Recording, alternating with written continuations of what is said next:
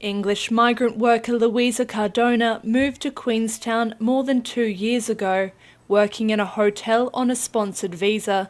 She isn't sure what she is going to do when the wage subsidy ends after being made redundant last week. It was the same day her landlord announced rent for her 4-person house will return to $725 a week after being temporarily lowered for lockdown. As of 4 weeks from now, I won't have any income coming in.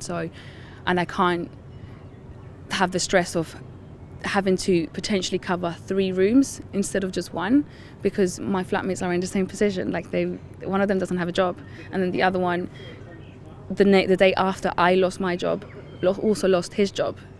So it's like there's only one person that has a current job, but she'll probably lose it as well. Ms. Cardona has applied for food vouchers as she juggles rent and bills. I'm stuck. I don't know what to do. Yeah, so I don't know what's going to happen. Right now I'm in limbo. I don't want to leave, but I don't have a job. I may not have, I've left my house, I have to sell everything. I don't know at the moment what's going to happen. She doesn't want to return to England after making her home here.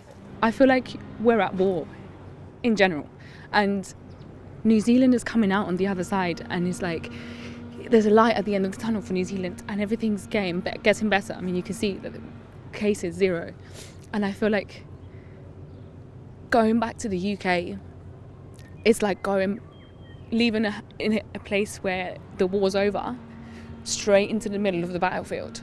Lucas Lopez made New Zealand his home 11 years ago, becoming a permanent resident with his wife. He's been applying for hundreds of jobs for the past 2 months after being made redundant. The couple is relying on her weekly wage and their savings to get by. Their rent was reduced during lockdown, but his landlord plans to return it to normal this week. With only one person working, earning the same amount as it is for us to pay the rent, then we have no money to pay for food or for the bills. And us that have the residency, we can't get the money, from the government to pay for food or even for rent, because I have my wife working at the moment.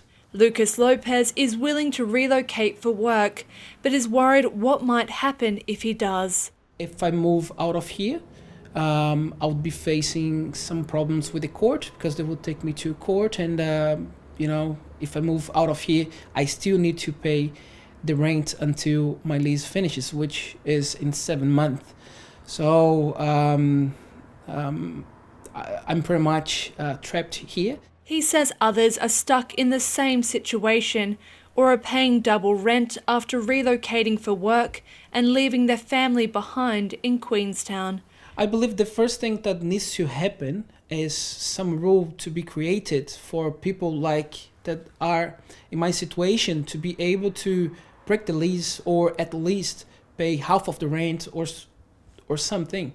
But at the moment I feel like we have no support. Both Lucas and Louisa want more clarity around what the future is for people like them who have lost their jobs.